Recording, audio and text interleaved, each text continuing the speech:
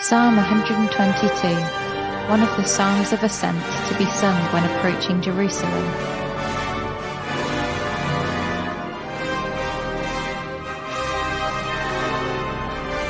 I was glad when they said unto me, Let us go into the house of the Lord.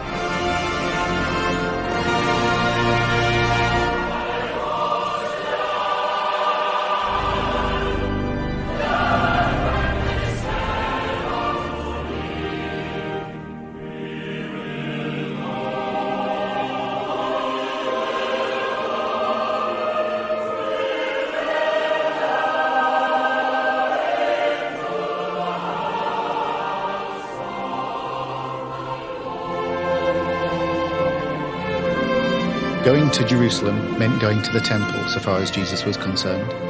Where could he go more fittingly than to what he calls his Father's house?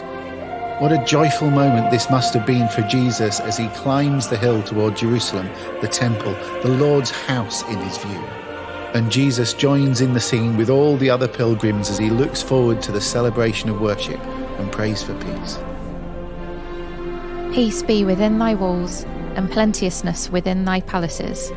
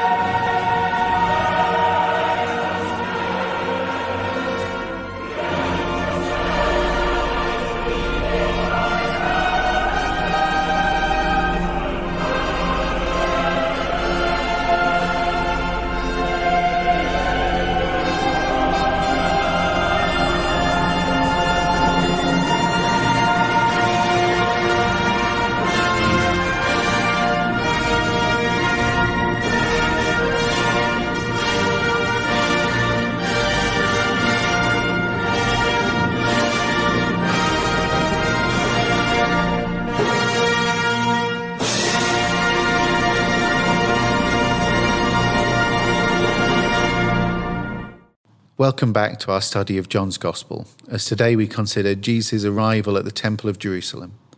I'm Ian, and this is the Selah Time to Pause podcast from Plexus Salvation Army, an online church in the UK. It was nearly time for the Jewish Passover celebration, so Jesus went to Jerusalem. In the temple area, he saw merchants selling cattle, sheep and doves for sacrifices. He also saw dealers at tables exchanging foreign money. Jesus made a whip from some ropes and chased them all out of the temple. He drove out the sheep and cattle, scattered the money changers' coins over the floor and turned over their tables. Then, going over to the people who sold doves, he told them, "Get these things out of here. Stop turning my Father's house into a marketplace." It would seem that this journey did not end as joyfully as we might have expected. Less joy and much less peace. I will stop and breathe in your presence. Just breathe.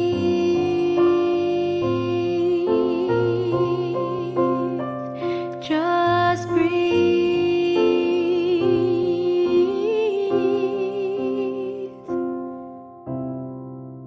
It's odd how some scenes from childhood just stick in your brain. They exist almost without context, and so you sort of find yourself having to reconstruct the events around that one scene for it to make sense. One such scene in my memory involves my sister getting mad at me. I was probably around 8 or 9 years old and she around 4 or 5. My memory is really only of 5 words and 1 punch. I can only assume that had been brought on by me doing something wrong which had caused my father to become annoyed with me. But what sticks in my mind is neither what I had done nor my dad's reaction, but rather my sister's. Because at all of 3 foot tall to my 4 foot 6, she punched me in the leg and shouted, "Don't you upset my daddy." At which point any seriousness in the air dissolved as those around broke into surprised laughter at the scene. The absurdity of this little thing defending her daddy, so much bigger and able to take care of himself. But also the devotion that he was indeed her daddy, and she didn't want to see him upset by anyone, even one of his other children. With that in mind, it's an interesting choice of words from Jesus that we read here in this passage.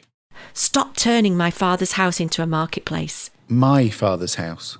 Not your Father's house, not our Father's house, but my Father's.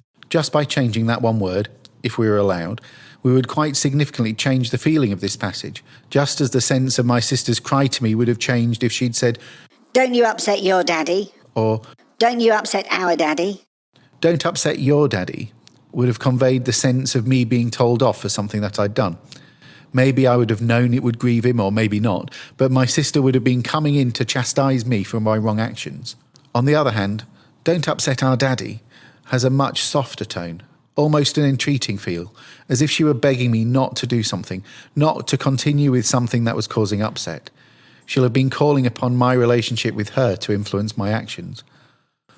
But don't upset my daddy is different again. And this time it's defensive.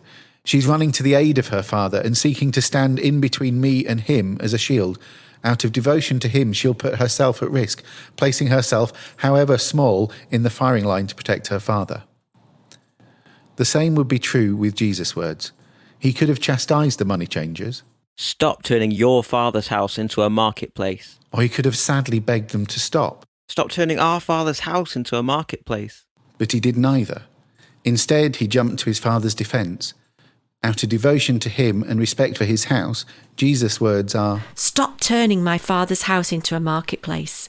It's so tempting to come to this story and to take that first view, that Jesus is here chastising the money changers. Angry, perhaps righteously angry, but filled with a sense of injustice at the desecration he sees before him, he focuses all his attention upon those who are doing wrong and berates them, castigates them, shouts at them in fury, almost flogs them to make his point. Don't ever do that again, or you'll have to answer to both God and me. Stop turning your Father's house into a marketplace. It perhaps makes us feel good to read of others being told off. There's a sense of people receiving their just deserts as Jesus focuses on the offenders. But it seems that throughout this story, Jesus' main focus did not rest on the money changers, but remained fixed on God. It's less important to the story that he was angry, if he actually was, for the reading doesn't tell us so, any sense of anger is merely what we read into it, than that he sought to defend his father's house. Like a policeman in a bad film arriving at an out-of-control house party who plays his siren as he arrives to make the high schoolers scatter so that he doesn't need to arrest anyone, Jesus' main aim is not to punish or flog, but instead just to stop the irreverent activity and clear out the culprits, even if it means chasing them out with a whip.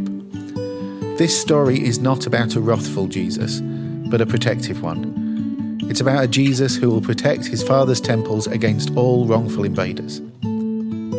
And when you remember the words of 1 Corinthians 3 verse 16, Do you not know that you are God's temple and that God's Spirit dwells in you? I hope that gives you a sense of comfort.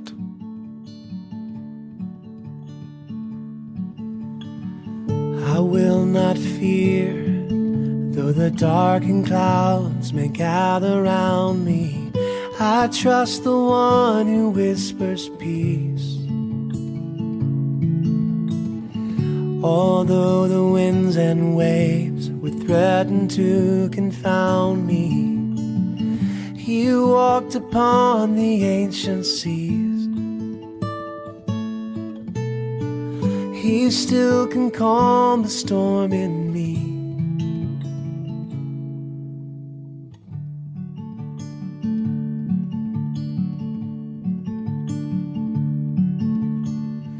I cannot see in the night that lies before me, but I hold the hand that made the stars. My faith is firm in the one who watches over me. His steadfast love will be my guard. He will forever hold my heart. I'm in his hands.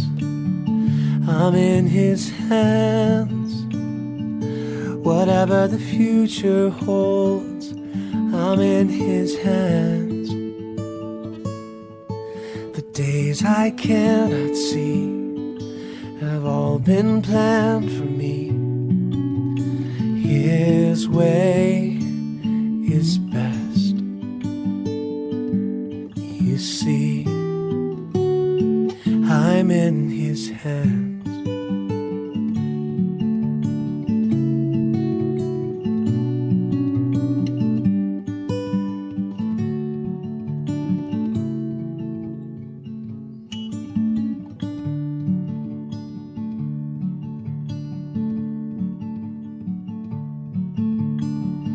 In days gone by, you have always been my portion. When I have yielded to your love, so here I stand alive in you and available for you to use me. Take all my life for your glory, Jesus Christ. I'm in your hands, I'm in your hands. Whatever the future holds, I'm in your hands. The days I cannot see have all been planned for me.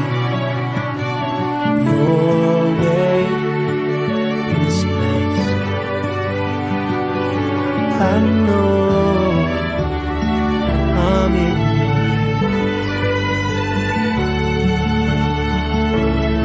your hands.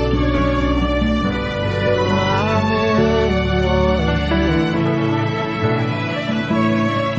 The days I cannot see have all been planned for me. Your way is best. I know